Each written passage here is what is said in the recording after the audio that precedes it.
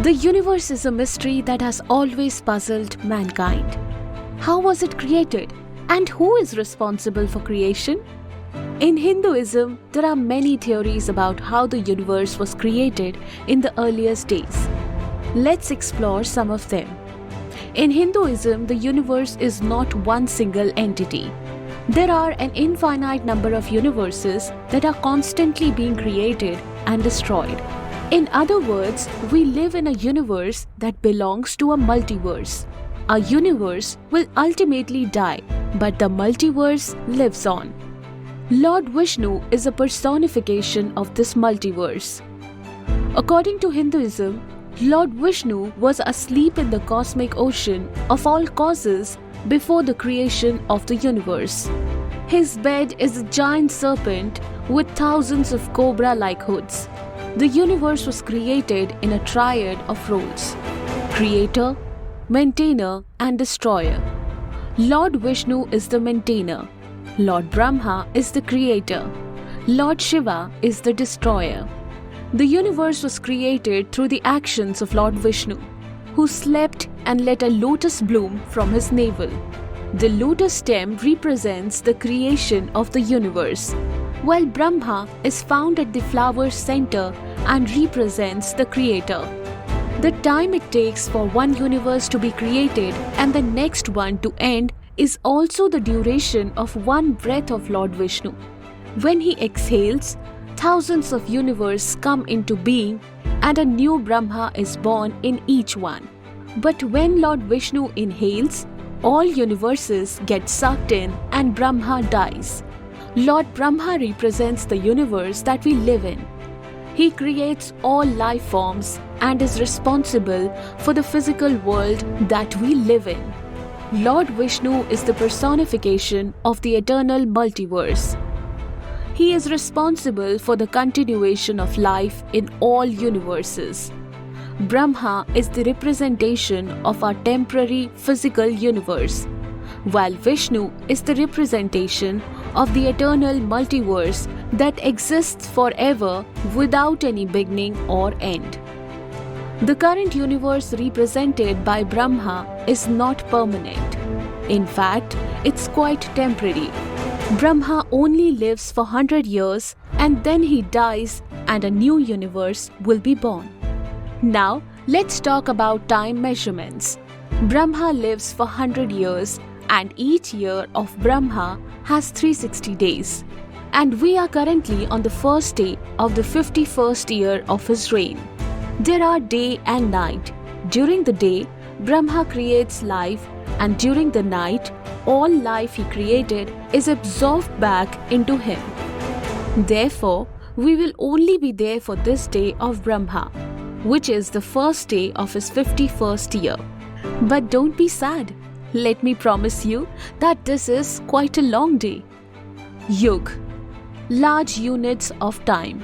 Think of Yug as a unit of time that is measured in thousands to millions of years. The Vishnu Puran, an ancient Hindu text, has details about these Yug measurements. A Mahayug is made up of 4 sub-yugs that are distributed in the ratio of 4:3, 3:2, 2:1. In a Mahayug, the Kali Yug is the shortest yug and lasts for 432,000 solar years, followed by the Dwapar Yug, which is twice as long as 864,000 years. Then there's Treta Yug at 12,96,000 years, and finally the Satyug, which is 17,28,000 years. So in all, a Mahayug on Earth lasts for 4.32 million years. Manvantar, the next major unit of time after a Mahayug in ancient Indian text, is called Manvantar. At the beginning of a Manvantar, new life forms are created, and at the end of it, those life forms are destroyed. This is how the cycle of life goes on in the ancient Indian texts. One Manvantar is said to last for 71 Mahayug, or 71 multiplied by 4.32 million years. This works out to be around 306.72 million years in total. According to these ancient texts, all life on Earth will eventually be destroyed after 306.72 million years of evolution. Interestingly, around 252 million years ago, the Earth experienced its largest mass extinction event. Most species on Earth were killed, including nearly 90% to 96% of all insects. This was also the only mass extinction period of insects on Earth. After each mass extinction of life forms, there is a period of recovery called Sandhikal. This period lasts for one Satyug or 1.728 million years. According to the latest estimates from modern science, it is believed that it took around 10 million years for life on Earth to recover after the Permian-Triassic extinction event.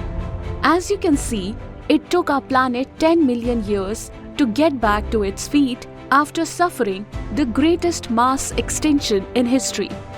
Kalp, Day of the Brahma or Universe. The universe has a day too. Just like our day on Earth is called Kalp, the time period for one Kalp is said to be equivalent to 14 Manvantars and the Sandhikal. So, there are 14 Manvantars and 15 Sandhikals in a Kalp. During the Sandhikal before the first Manvantar, no life has evolved yet. So, one Kalp equal to 14 multiplied by 306.72 million years plus 15 multiplied by 1.728 million years, which makes it one Kalp equal to 4.32 billion years. On the universal scale, one day is said to be 4.32 billion years long. This day is divided into a period of creation, where life forms are created, and a night period during which no creation takes place. Each of these periods is also 4.32 billion years long. In other words, one day of Lord Brahma on the universal scale is 8.64 billion years long.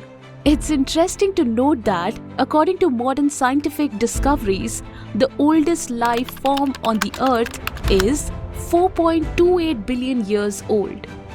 Mahakalp, Kalp, a unit at universal scale, is further extended with days and years similar on Earth, so that a month at the universal scale is 30 Kalp, that is 30 universal days, and a year at the universal scale is 12 such universal months.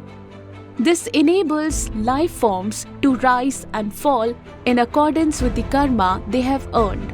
On the universal scale, 100 years are defined as the lifespan of a universe. This is called a Mahakalp. A universe is said to end at the end of its 100 years of age. So, the lifespan of an entire universe is 8.64 multiplied by 30 multiplied by 12 multiplied by 100 billion years, which totals to around 311.04 trillion years. The ancient Indian texts says that our universe is currently on the first day of its 51st year. During this day, we are in the Kalyug of the 28th Mahayug of the 7th Manvantar. So, we have come to the calculation once again.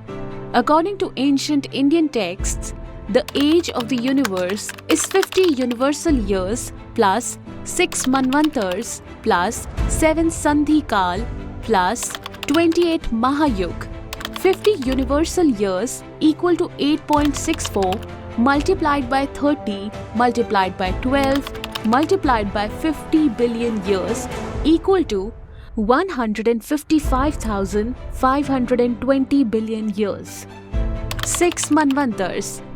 6 multiplied by 306.72 million years equal to 1,840.32 million years. 7 Sandhikal. 7 multiplied by 1.728 million years equal to 12.096 million years. 28 Mahayug.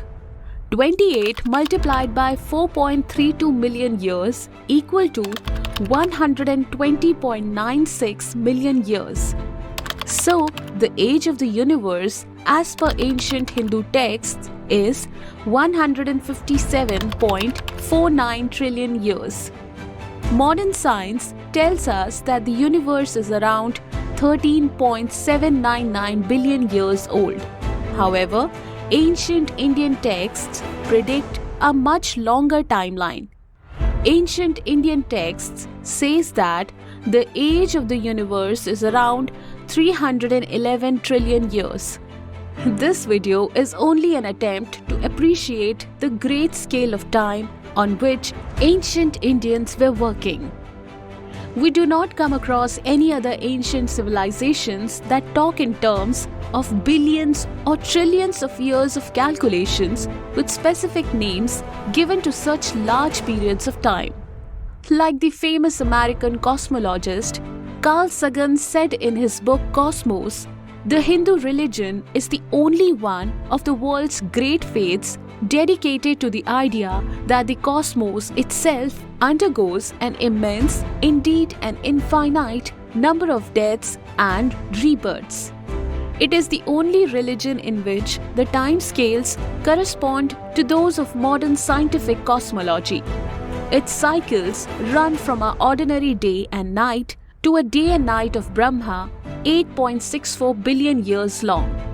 Longer than the age of the Earth or the Sun, and about half the time since the Big Bang. Thank you so much guys for watching this video. If you liked it, like, comment and subscribe if you haven't already.